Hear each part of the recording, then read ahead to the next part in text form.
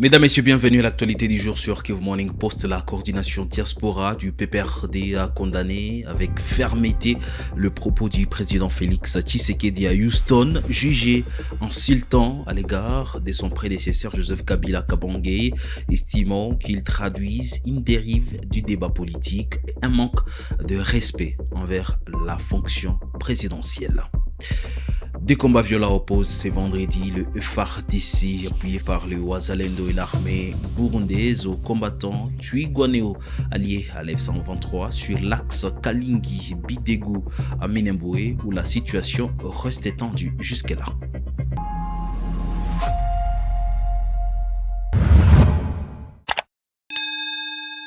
Et merci de nous choisir pour vous informer à temps réel. La coordination diaspora du PPRD a vivement condamné le propos du président Félix Tshisekedi visant son prédécesseur Joseph Kabila Kabange après des déclarations tenues à Houston où il l'a qualifié de chien, dénonçant une dérive du débat politique et un manque de respect envers la fonction présidentielle. Ketia Rugamika.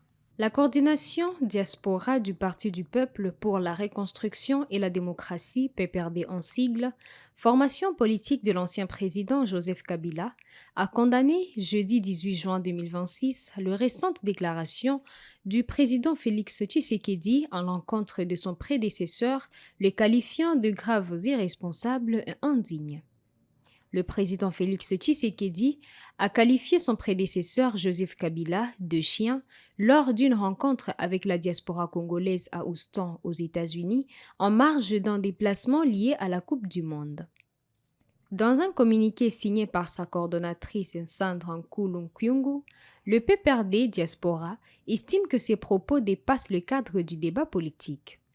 Le PPRD Diaspora condamne avec la plus grande fermeté le propos grave, irresponsable et indigne tenu par Félix Tshisekedi Tshilombo contre le président honoraire Joseph Kabila Kabange à Houston aux États-Unis, affirme le communiqué. Le parti reproche également le chef de l'État d'avoir utilisé un événement à caractère sportif pour régler de différends politiques. Nous dénonçons le cynisme consistant à détourner une plateforme sportive, moment normalement consacré à la communion nationale, à la fierté collective et à l'unité du peuple congolais, pour proférer des insultes contre un ancien chef de l'État, poursuit le texte. Le PPRD Diaspora rappelle par ailleurs le rôle joué par Joseph Kabila dans l'histoire politique récente du pays. Joseph Kabila Kabange demeure dans l'histoire récente de notre pays l'artisan de la réunification nationale, de la Constitution du 18 février 2006, de premières élections pluralistes et de la première alternance pacifique du pouvoir en République démocratique du Congo, indique le communiqué. La formation politique estime que les attaques verbales contre l'ancien président participent à une logique de déshumanisation de l'adversaire politique.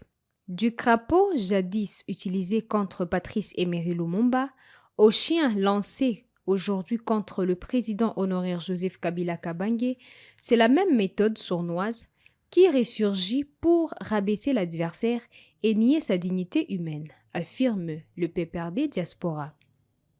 Le parti accuse également le pouvoir de chercher à détourner l'attention des difficultés sécuritaires et sociales auxquelles le pays est confronté. Pendant que l'Est du pays demeure désenglanté, que des millions de Congolais vivent dans l'insécurité et que les libertés publiques sont piétinées, le pouvoir choisit l'injure contre Joseph Kabila pour masquer son échec sécuritaire, social, diplomatique et démocratique, soutient le communiqué. Le PPRD Diaspora a enfin invoqué l'article 64 de la Constitution qu'il présente comme un rempart contre toute violation de l'ordre constitutionnel, tout en affirmant son soutien à l'ancien chef de l'État. Je l'ai dit au sommaire, des combats violents opposent ce vendredi le FARDC appuyé par le Wazalendo et l'armée burundaise aux combattants Twirwaneho alliés à l'F-123 sur l'axe Kalingi-Bidegu à Minembwe dans l'est de la RDC où la situation reste tendue. Josper Hangui. Des affrontements violents sont signalés ce vendredi 19 juin 2026 dans le haut plateau de Minembwe en province Sud Kivu dans l'est de la RDC. Ces combats opposent l'armée congolaise appuyée par les Wazalendo et l'armée burundaise aux combattants Turwanéo alliés à la F-23. Selon des sources locales et sécuritaires, l'offensive des forces armées de la RDC sur Minembwe a été freinée par les Turwanéo qui ont réussi à repousser les unités spéciales des FARDC. Les Turwanéo ont réussi à reprendre Ilundu et Orinamavi. Les affrontements se concentrent maintenant sur l'axe Kalingi-Bidégou. Dans un communiqué, la F-123 dénonce l'intensification des frappes aériennes en complément des offensives terrestres déjà en cours contre les zones densément peuplées d'Ilundu et de ses environs menées par les FARDC appuyés par l'armée burundaise et les Wazalendo. Hier jeudi, lors d'une conférence de presse à Goma, la F-123 a déploré un plan d'extermination et de génocide des Banyamulenge dans le haut plateau de Minembwe. Ces nouveaux développements dans la région interviennent 24 heures après l'annonce de l'armée congolaise ayant revendiqué la prise de Minembwe Centre, une information qui n'avait pas été confirmée par des sources indépendantes. Dans la nuit de jeudi à vendredi, au moins 3 civils ont été tués et 6 autres blessés dans une attaque des FARDC et de leurs alliés contre la cité de Mbweru en territoire de Massissi au Nord Kivu, selon Lawrence Kanyuka, porte-parole de la F-123, qui évoque des attaques en cours.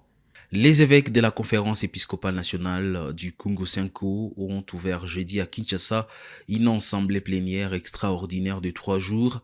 Ils débattent principalement de la question du changement ou de la révision de la Constitution en réponse à la crise politique liée à ces dossiers.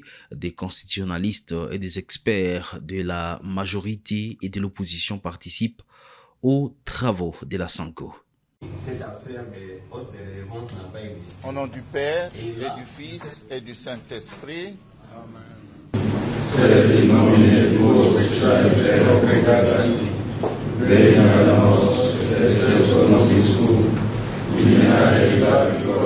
Cette plénière extraordinaire qui commence aujourd'hui a été convoquée suite à la tension croissante observée dans le pays. La tension naît à partir de la campagne lancée par la majorité au pouvoir pour le changement de la Constitution. Mais il faut dire que bien avant, il y a plus d'une année, les évêques, quand commençaient les rumeurs de changement de la Constitution, ils avaient déjà exprimé le vœu d'avoir une session d'information de façon approfondie pour pouvoir prendre position en conséquence. Et évidemment, la situation est allée un peu de mal en pis. Voilà pourquoi ils ont dit non, c'est le moment de nous réunir pour voir quelle contribution donner pour renforcer la cohésion nationale et contribuer à l'édification de la paix. Concrètement, l'Assemblée plénière aura 3 moments importants. Après ce matin, après les civilités de formalités d'ouverture, les évêques vont écouter des spécialistes qui sont apolitiques. Il y aura le professeur Kodjo de l'Université catholique du Congo qui va informer les évêques sur les ABC de Constitution. Il y aura un historien, le professeur Didier Moumengi, qui va informer les évêques sur les historiques des constitutions dans notre pays, comment les constitutions naissent, comment les constitutions meurent. Il y aura le professeur Mampouya, on l'attendait avec le professeur Sambo, ce dernier s'est excusé. Ce sera pour informer les évêques sur les options fondamentales qu'on retrouve dans la Constitution en vigueur aujourd'hui. Alors, éclairé par ces spécialistes apolitiques, et cela a été voulu parce que, vous savez, les politiciens savent embrouiller les gens, de gauche et de droite. L'après-midi, ils vont écouter maintenant un spécialiste de la majorité, le professeur Jean-Claude Chilumbaï, le premier vice-président de l'Assemblée nationale, et le professeur, Delis Sanga, l'honorable Delis Sanga, qui va donc chacun va donner des raisons de leur prise de position aujourd'hui.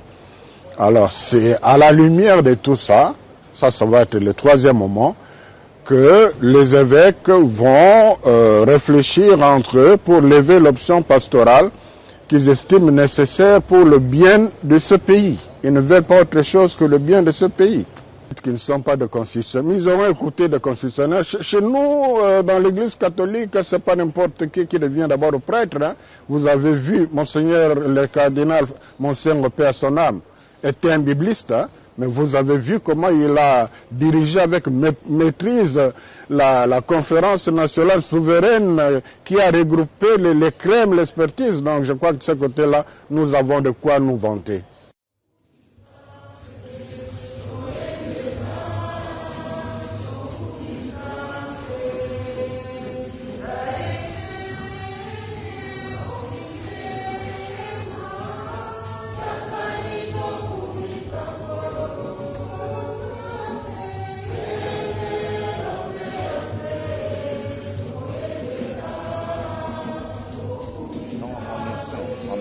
La première page.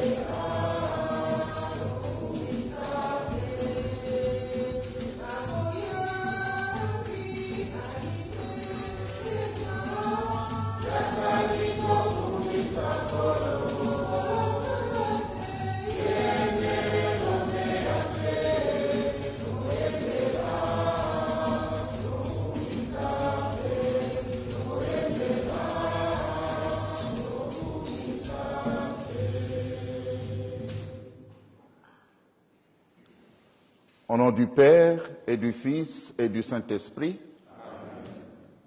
La paix soit avec vous. Et avec votre esprit. Éminence, Excellence, frères et sœurs dans le Christ, nous ouvrons ce jour la deuxième assemblée plénière extraordinaire de la Cinco de l'année en cours. Une de trop, diraient certains, une plutôt indispensable pour nous autres au regard de la situation explosive qui mine notre pays. Devant les évêques de la Cinco, l'opposant Delis Sanga a justifié la défense de l'ordre constitutionnel et s'est opposé à une révision de la Constitution en période d'état de siège. Il estime qu'il est normalement incohérent de contourner les interdictions pour modifier la Constitution alors que le pays est en crise sécuritaire. Il rappelle avoir retiré sa propre proposition de révision de 40 articles après l'instauration de l'état de siège. Texte, parce qu'il s'agit d'une œuvre humaine, ni s'opposer par principe à toute évolution institutionnelle. Nous savons que cette Constitution prévoit les modalités de sa révision et j'ai été moi-même porteur d'une initiative de révision de la Constitution. Nous défendons ici, ce que nous défendons ici, ce n'est pas un texte. Nous défendons la Constitution du 18 février parce qu'elle constitue un pacte social conclu, non pas comme on le dit à tort, à l'issue de la guerre, mais c'est qu'on oublie souvent que cette guerre a pris naissance dans un conflit, une contestation de légitimité rendant ce pays ingouvernable. La guerre n'a pas surgi comme une génération spontanée. La guerre qui a surgi en 1996, qui s'est prolongée en 1998, est une guerre liée au conflit de contestation. Et je sais que mon co-débatteur aujourd'hui est issu d'une famille politique qui a fait fort ce combat dans la transition entre 90 et 97. Ce pays était devenu ingouvernable. Ce pays était introuvable. Et si les gens se sont résolus à recourir aux armes pour pouvoir accéder au pouvoir, c'est parce que justement, le système politique mis en place était sujet à une contestation vive de légitimité de ses animateurs. Nous défendons la Constitution parce qu'elle protège les citoyens contre l'arbitraire. Pas l'arbitraire seulement de ceux qui ont pris les armes, ceux que nous condamnons, mais l'arbitraire surtout de ceux qui gouvernent et ceux qui sont censés protéger les lois. Parce que lorsqu'on gouverne un plus grand nombre, il n'y a rien qui puisse protéger que les lois. Ensuite, nous défendons cette Constitution parce que nous voulons défendre le droit des citoyens à se choisir librement leurs dirigeants. Parce que nous savons que lorsque, dans un pays comme le nôtre, avec les niveaux d'éducation, les niveaux de pauvreté qui est dans notre pays, vous instaurez le plébiscite que nous avions déjà connu à l'époque avec Mobutu, eh bien, seul le peuple au nom duquel on revendique la souveraineté qui se retrouve tout d'un coup privé de la souveraineté. Et pour la recouvrer, il faudra recourir à la violence. Et donc la Constitution de 2006, c'est un antidote contre la violence dans l'espace politique. Toujours à Kinshasa, le premier vice-président de l'Assemblée nationale, Isaac Jean-Claude Tshilumbaï, a défendu jeudi la loi sur l'organisation du référendum et la possibilité d'une révision constitutionnelle lors d'une plénière extraordinaire de la SENCO. Il a donc expliqué que l'article 5 de la Constitution prévoit déjà l'adoption d'une loi sur les référendums et que ces textes respectent donc les cadres constitutionnel.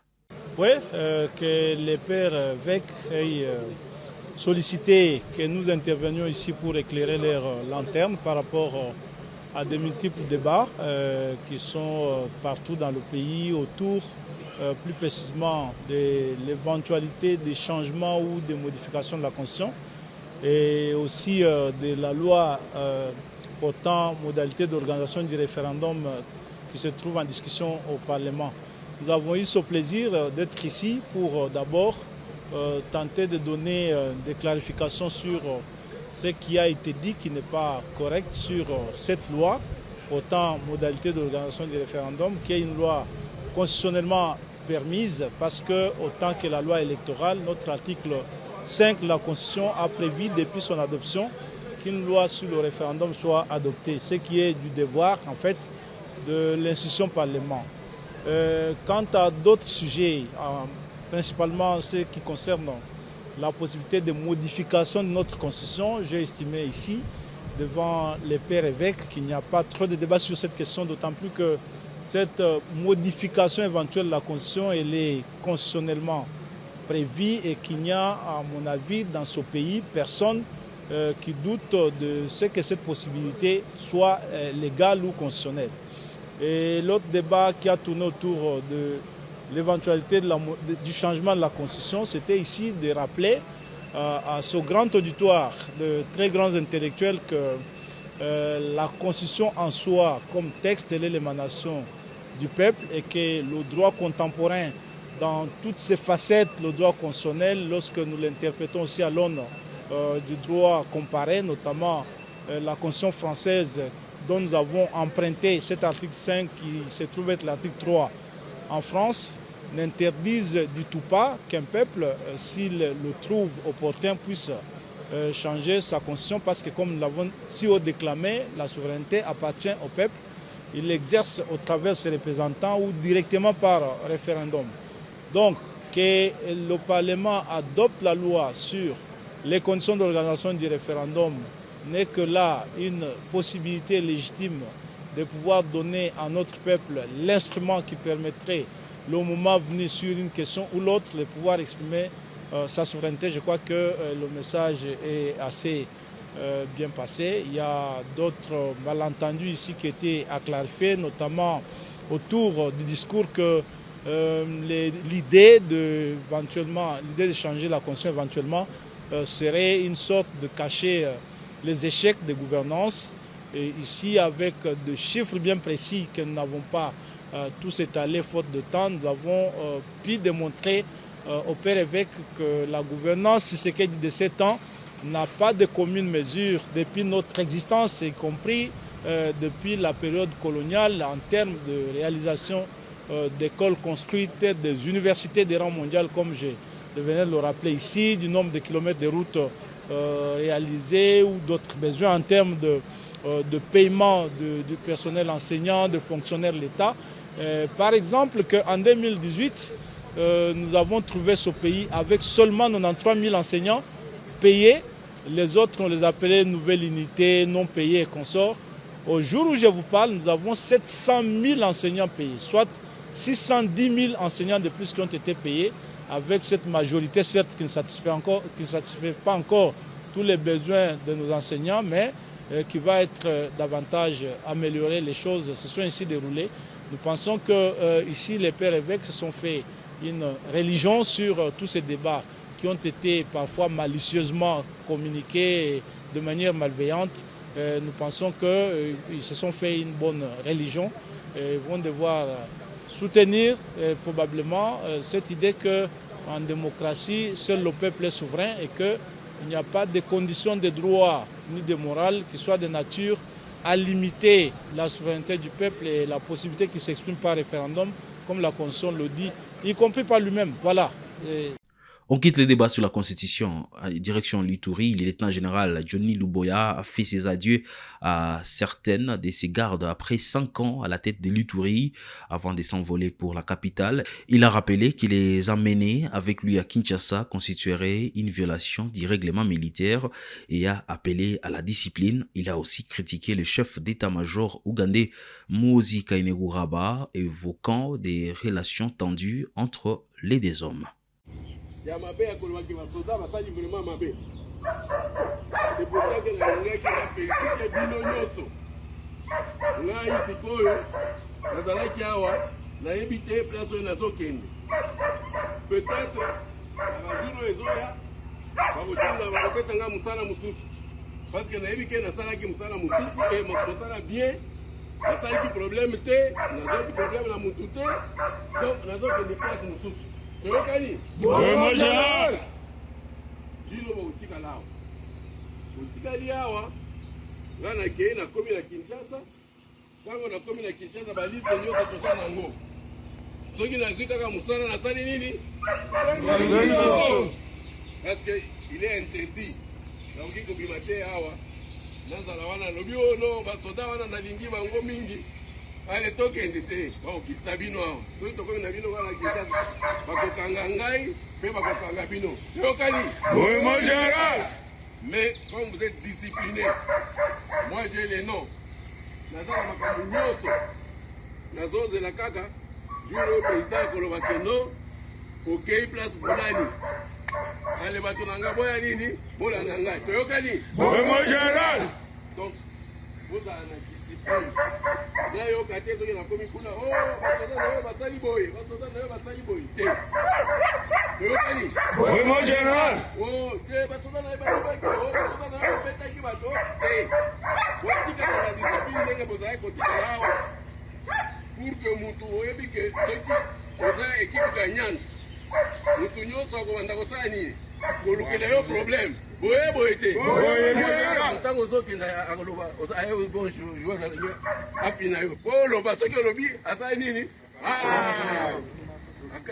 aprofite akangeli yo problème donc ata mutu asali bino eloko bosala nini kimia bosala ndenge bozala discipline ndenge nazali na discipline awa nasali 5 ans awa nabimaka te nafandaka kaka epai na ngai nakendaka kaka mosala église sport tozalaki na bino chaque jour nzambe asala je me suis confié je me suis sacrifié pour mon pays mpe bomonaki yango ezala samedi ezala dimanche kuna enoka te nazali kokende wapi mosala mpe bino mpe bozali kosala nini kokompanye ngai mpe nayebi ke ezalaki sacrifice ya monene ozali kosala samedi tokei dimanche nayebaki ke mosala eza makasi mais po tobika tozala lokola bato ya goma te oyo bakemu bato bamonake bato oyo chaque jour baza prêt mpo na nini na bitumba nde wana nazalaki chaque jour tozoleka kaka tozoleka soki batali boye balobi tipo oyo soki tomeki kaka akosala biso nini yokani Mon général. soda azalaka boye présence présence soki moto alingi asala nini yo na kobeta yo mpe mwana Museveni aza kolobaloba mingi nayebisaki ete tika bablage ozosala wana asaka na place mosusu awa te nayebisaki bango munguna nyonso nayebisaki tokendaki awa nyamama tobeti bango place nyonso tobeti etikali kaka na bule wana mais toza wana na basoda na ngai oyo bino ndenge boyaki awa ça fait 5 ans tokendaki baplace nyonso tokendaki na bino baterritoire nyonso tokendaki baterritoire nyonso eza na territoire moko te oyo tokendaki te kutu moi nini tozaka kokende ti lelo tobandaka nzizi wana tokomi makeke tokomi burasi place nyonso tokendaki. Donc lelo tozokende nous sommes fiers nous avons ça na biso te bakobangisa biso te soki balobi nazonga awa soki naza na fonction mosusu oyo akolobake naza chef awa akozonga lisusu mpe tokoya kosala kaka mosala ya nini ya soda oyo basoda soki oza lekele yo boye bakomonela yo awa bayebaki ke soki okomi awa nani aza awa Kashamangoi Kashamangoi mama wilo Kashamangoi Kashamangoi mama wilo Kashamangoi Kashamangoi Kashamangoi Kashamangoi Kashamangoi Kashamangoi mama wilo Kashamangoi yeah muyeye mamuyeye mamuyeye mamuyeye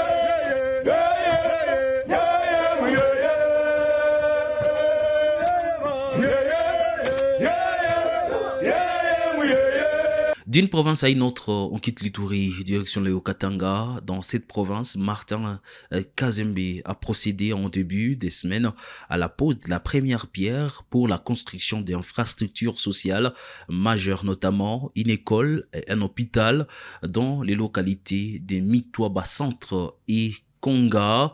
Cette initiative s'inscrit dans les cadres des efforts des renforcements des services sociaux de base dans les zones rurales, souvent confrontées à un déficit en établissements scolaires et sanitaires. À Mitwaba Centre, un hôpital général de référence moderne sera érigé au quartier Makanda sur un site de 5 hectares. Cette infrastructure sanitaire sera dotée d'équipements modernes de dernière génération et comprendra également des logements pour les médecins ainsi que les infirmiers.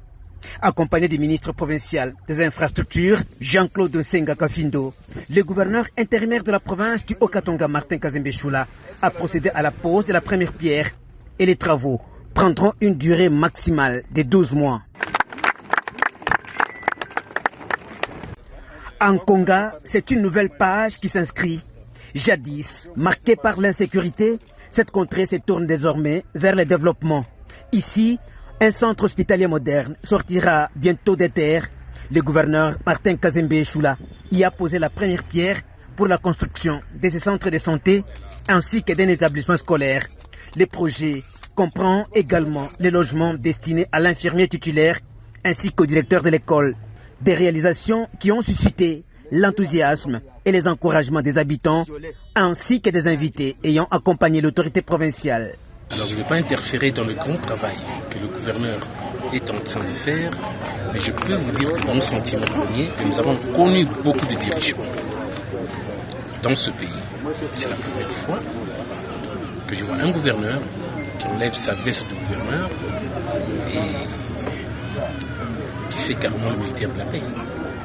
L'autorité provinciale a insisté sur le fait que le temps est désormais au développement et que ce sont les efforts de pacification engagés par le président de la République, Félix Antoine Tshisekedi Tshilombo, qui ont permis la réalisation des projets de développement en faveur de la population du territoire de Mitoaba. Bon, c'est sur instruction du commandant suprême qui nous a instruit fermement de rétablir la paix sur toute l'étendue de la province. Qui est la sécurité à Mitoaba, c'est ça notre souci et c'est ça le vœu du commandant suprême, mais également aussi apporter le développement au niveau du territoire de Mitoaba, parce que Mitoaba, jadis, on appelait Mitoaba comme triangle de la mort. Mitoaba, Puerto et Kasenga. Et il n'y avait aucun développement à Mitoaba, parce que tout le monde fouillait l'insécurité. Aujourd'hui, la paix est rétablie. Et nous, il est grand temps de booster avec les projets de grande envergure de développement. C'est ce que nous venons de lancer. Par cette initiative, Martin Kazembe-Choula concrétise sa vision d'un développement équilibré de la province où même les zones les plus reculées bénéficient de l'attention de l'exécutif provincial. Ça en est complètement fini, mesdames et messieurs, l'actualité du jour sur Kivu Morning Post. Merci à vous de l'avoir suivi.